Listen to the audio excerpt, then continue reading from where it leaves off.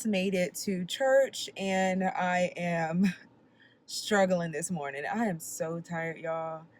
It is just not my morning. There have been other mornings I'll get up, and I'm not a morning person, but I do so much better than today. Today I am like slow dragging, and I wish Gerard was able to come with me this morning, but he got in late. He's actually currently working a part-time job, and so he gets in pretty late on Saturday nights from work. And thankfully this Sunday he didn't have to work, because there are some Sundays where he does have to work, and I am not feeling that at all. But I have to give God a good praise, because he has one on layaway. I believe in God that very soon Gerard will have an amazing job. God is going to open a phenomenal door. I'm speaking it right now. God is going to do it. And, things are going to be great. And, guys, I just want to give a word of encouragement to you all. When you are going down the journey of desiring a mate, know that every phase is one that you're going to have to work at. And it still can be a beautiful phase. You can steward even the phase where, your partner's in transition and they're still trying to figure things out. Steward that well. Do right by your partner even in that phase and still love on them. Men truly need awesome women who are going to come alongside them, who are going to believe with them, who are going to have faith with them, who are not going to nag them, who are not going to make them feel inferior or make them feel like they're less of a man or emasculate them or anything like that. I feel like God is really empowering me even in this phase, and I just love Gerard. I feel like I love him more than when he had a job. Like, he has a job now, but I feel like I love him just so much more. Like, how God is beautifying our relationship and how he's strengthening our bond even through this phase has been just so amazing. And I'm grateful for him even through this phase. So just a word of encouragement, guys. You might have these dreams that your husband will be rich and, wealthy and just have it all together. But there could be a season, it's not going to be forever, because this is just a season. I know that there could be a season where, maybe they're figuring things out. Gerard just moved here. Finding a job in Houston can be quite interesting. I know, y'all know I went through that phase where I quit my job and I was looking for something conventional, but God had a different path for me, which is awesome. But Gerard is kind of in that phase, and I'm so glad I was able to go through that period of trying to figure it out, not really knowing how things were going to work out, and just believing God, and Gerard still being there during that phase and loving on me. So it's my responsibility now to return the favor, and it's been interesting, but still awesome. Our love is just getting stronger, and I'm so thankful for it. So I am gonna give God my best praise, even though I'm tired. Even though I don't feel like it this morning, I'm gonna give him a good praise, knowing that he is going to blow our minds, and Gerard is gonna have an awesome job very soon. So y'all pray for him. When you guys are getting on your knees, when you're going to God, say a little word of prayer for my husband. God's gonna bless. I just believe. All right, we about to get in here. We got worship. I have, it's literally 7 o'clock right now, and this is different because I'm not accustomed to being at church this early. But yeah, we're gonna head in here. I have to do the 8 as well as the 10 today, so I'm excited. Anybody standing on the promises of God? God will trust you. What my eyes can't see, I still believe. Everything spoken to me, there's no word that can come back void. I will trust the report of the Lord. God's not a man that he should lie.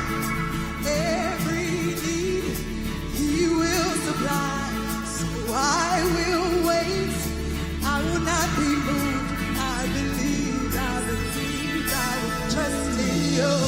While I'm waiting, I'm getting stronger. My faith is rising, and I will run on. While I'm waiting, I'm lifting up on that shield. I believe I will trust in you. Oh, oh, oh, oh, oh, oh, oh.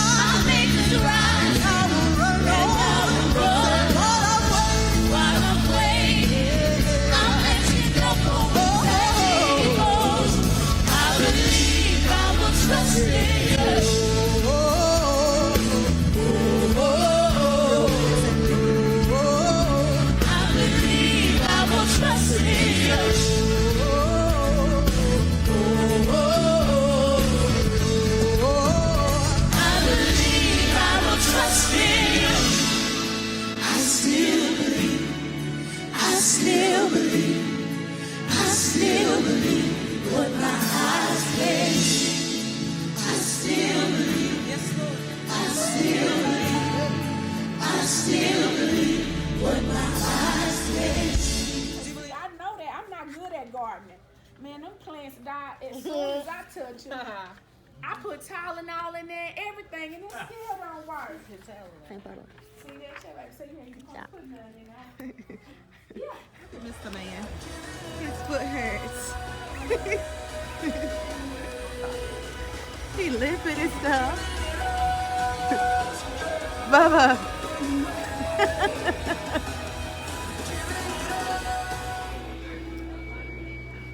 He finally made it to church. Praise the Lord. Praise the Lord. His foot is hurting. Pray for him, saints. Pray for me, please. My foot is in a lot of pain. My right foot. Right You gotta foot. be specific, right, Bubba? Yeah, pray for the right foot, The right not the foot. left one. Not the left one. The left one good. Very good. So he can dance on that one, I y'all. wish the right one felt like the left one. So, You know what? so you gonna give a good praise with the which is the right one? Yeah. But listen. My foot has been bothering me since I bust those moves. Now Since he busted the moves, we gotta blame it on the moves. hey, now that she said that about my foot, I don't know, man. So he can't be dancing, The y'all. Quan, I think the Quan did The it. quad. It's a store. It's like a t-shirt store by the mall. I love this guy. Okay. And her husband's wearing the other shirt. I love this shirt. It was like $5. For real? Yeah. So yeah, we gotta go get them. And here's with the red heart. Yours got the pink heart. Yeah. Aw, I love it. In the market, 1 second. That's a picture, y'all know that. She wants that Christian shirt. They've been married for 5 months. Yeah, we need that shirt. We need Like that you shirt. got shirts. I know. Brothers, our job as husbands is to serve. We are the Christ in the story. And so we're called to do that. And then the last one I think a lot of people don't think about, we're called to manage our relationships. Everyone that God puts into your life is a relationship you have to manage. And guess what? That's even the hard ones. Remember, Pastor shared with us a couple weeks ago, there are some people in life that we're chained to so that we can change them. So we're even responsible for managing relationships. Now I just want to do an on. All right, guys, where are you going? All right, guys, so we're just leaving church. We had a great service. We had a different minister here today. We attend Higher Dimension Church, in case you guys didn't know. But yeah, Pastor Jay wasn't here today, but Pastor Bone did an amazing job delivering the message. We're doing a series on stewardship, which was so awesome. We're getting our car now, and we'll tell you guys more. I'm always ready. What do you mean? You always ready? Come on. Yeah, guys, so we are currently in a series at church related to stewardship, and it's a really great series because it's challenging us to change our perspectives in regards to stewardship and not just focus in on stewardship as relates to finances, although that's very necessary, but also other areas such as our time, our talents, making sure that whatever God has gifted us to do, that we are actually not sinning. I didn't realize not using your gifts was a sin, and we learned that in our next step class. We took our next step class today. Back to the notion of kind of like wasting your talents. Yeah. It's that same idea, that thought process when you're not stewarding these things that God has blessed you with to the best of your manner, best of your ability. And one area that jumped out to me was in regards to relationships, especially us being newlyweds. It's very, very important for us to, especially me specifically as a man, to make sure I'm stewarding or leading this, our household, our marriage in a proper manner. And then also us being just Christians in our everyday life, it's very important that we exhibited Christ in all that we do. So yeah. And one example, the person who was presenting during our next step class gave, and next step, for those who don't know, is kind of a process that you go through once you've joined a church. Not all churches do this, but I love that our church does. It's like a 3-step process or 3 courses that you take in order to just gain more insight as to your fit in the kingdom and learning more about the church, how they operate, things like that. Mm-hmm. So we'd already done 101 and 201, and today we did 301, and it was all about serving. Mm-hmm. Now that you've kind of got a better sense of the church and how it runs and everything, how can you now use what God has gifted you to do to actually serve and be a benefit to the body of Christ? And so in the class, the presenter was awesome. She's so funny. She made the correlation of giving to God with, if she kind of pointed us out, and it was funny, but she's like, Gerard, she's like, you guys are newlyweds, and mm-hmm. he's like, how would you feel if you just bought Mary this really, really nice gift, and dress or something, or an outfit, or whatever. He bought me something really nice, and he came back to it, maybe saw it still in the box, in the package.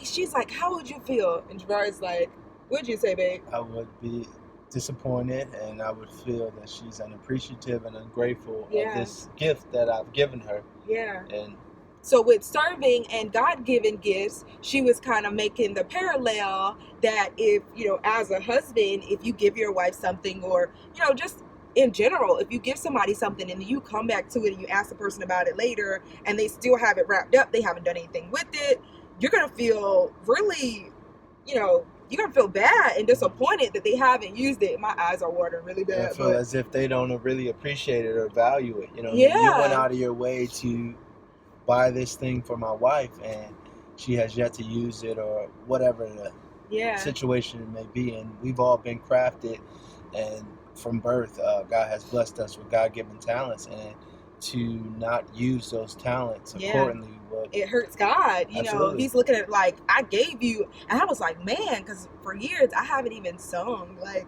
I've kind of been, a little, I guess I've just been keeping the gifts, that gift under wraps. Kind of a bit of conviction for me. Like, man, you know, I have to start using my gift more. You know, if you have something that God is giving you, whether it be singing, if he's giving you the gift of exhortation, if he's giving you the gift of ministering or speaking or, you know, talking, writing, whatever that gift is that God is giving you, if you just keep it and you don't do anything with it, then God is like, what in the world? Like, you don't value it. You don't appreciate what I've given you. I place things inside of you that are not just for you, but for other people. And they're not just meant to lay dormant on the inside of you. And some people, it's a discovery process of trying to figure out, you know, what that gift is and learning your shape. As Babe mentioned, we were in a series about your fit and, you know, how you can we touched on that in 301 today. That was the back portion of 301 is kind of discovering your fit within the kingdom and finding your place where you can serve. And not only, you know, I guess the first aspect of would be, oh, you're talking about your primary gift, and then there's a secondary where gift you're needed. So that's the primary. So the primary gift is the gift that you're passionate about. That's something that your God-given gift. So when you're serving, there are two ways to serve. That's what he's referencing. So when you're serving at a church or just in ministry, you want to first start off with where your God-given gift is. You know, if it's singing, if it's, you know, you play the keys or whatever the case may be, and that's something God has gifted you to be able to do, then you would work in that ministry. But the second thing that you would actually do, or ministry that you would serve in, would be the one that you're needed in. So if they need you to usher, if they need you to sweep the church, whatever the case may be, you should have willing hands to offer what God has given you to better improve the kingdom. Absolutely. And so it's been really great. We've been learning a lot. And I feel like, you know, it's awesome for us to be in, you know, a church where we're learning and growing together, you know, learning about tithing and, you know, all these different aspects of stewardship that really, some churches don't focus on that too much. So it's just been so beneficial. And my eyes are watering because the air is on. But yeah, we just had a great time. So what I was basically trying to say is my primary ministry commitment should be in an area where I'm gifted. So unlike Mary, I'm not gifted. He was saying he should be on the praise team, y'all. Right, and that's sing something for him, babe. I ain't gonna do it. He danced for y'all last time. Today I ain't gonna do it. Sing Amazing Grace. I ain't gonna do it. Hey, come on. Do it no, so it should be an area that you're gifted in, and unlike Mary, so the worship team would not be his area. Right, because unfortunately I'm not gifted in that area. So unlike he tries a lot though. If he could sing, y'all, oh my goodness, y'all would hear him singing in every video. He'd be doing the intro, the outro. He would be singing all the time. He'd be somewhere probably on tour if Gerard could sing. Listen, it'll be over. I told her she might not even know me. Yeah, he did say that to me. I mean, he sings all the time, and I'm like, it'd be different. Stop, please. Listen, who? Maxwell? Who? Oh my goodness. What? But no, so it should be. Your primary ministry should be an area where you're gifted in. And then your secondary ministry, as Bubba stated, should be an area where you're needed. So it might not be something that you maybe necessarily enjoy, whether it be working in a parking lot ministry or, you know, just being a greeter. But it's where you're needed. And it's very important that we fulfill these roles within the kingdom and within our own church, you know, here at Higher D. So it's just all about, you know, finding those two areas and then, you know, maximizing those. Yeah. And, you know, we touched on another interesting story. Pastor Bone, who served as the pastor for today, he talked about was, you know, he used this analogy of him and his son going to a baseball game. Yeah, it was good.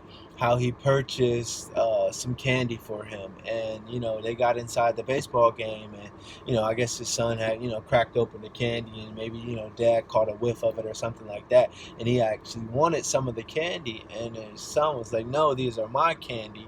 And that kind of relates to you know, how we are when God has blessed us with so much, and you know, whether as it relates to directly to often the notion that we think about stewardship is tithing. You know, we hold back this 10% when he has given us the whole 100, and he's merely asking for 10. So in this case, the dad has purchased this candy for And his it was son. expensive too. Very, at the very ball expensive. game. And you know, you going in Like sporting $12 for Skittles. Absolutely. He purchased the whole bag for him, and he's merely asking his son for a couple, and his son is basically telling him, no, this is my candy. So kind of that idea. He said, number one, I could karate chop you. He's like giving all these like number one, he bought it for him. Yeah, he's like, I bought it with my money. Number two, I could buy a whole lot of Skittles and cover you in them. Yeah. And then number three, I'm like big and bad enough, I can like karate chop you. Take it off from you. And take it off. But, you know, we're like that child in many instances with our time, with our gifts, with, you know, our money. You know, God is like, this is mine. I literally just gave it to you to borrow for a bit, and you need to change your perspective and understand that I shouldn't even have to ask you. That's what he was saying. He's like, I bought it for you. And you have the audacity to tell me no. Like, I spent my money on this. Jesus paid the price for us, you know, dying on the cross for us. And, you know, he's commanded us to do certain things. And we're like, no, I don't want to do that. Yeah, so ultimately, whatever ministry that you're needed in, wherever, you know, God is, you know, compelling or moving your heart to do whatever that is, just make sure you're doing it. God wants a willing vessel. That's all, pretty much. And, you know, he's given us so much, so he shouldn't even have to ask. We just need to be ready and willing. That's all he wants. So this is our Sunday with you guys. We kind of try to take you guys along for the journey. Right now, we're about to go in Goodwill, and we're going to attempt to do what is it? Like, we're going to do a haul. We're going to go in, and we're kind of doing like a challenge. I guess we should say that. So we're challenging ourselves to go in Goodwill. Right, and yeah, we're going to find items, and we're going to see how much we can get for $50. So Gerard's going to have a $50 budget. I'm going to have a $50 budget. And we're going to try to compete a little bit and see who can get the best items, and maybe who can get more. Maybe Gerard gets like one item and it's $50. The Goodwills here probably would be that price, because I went in there one time and I was like, man, this is crazy.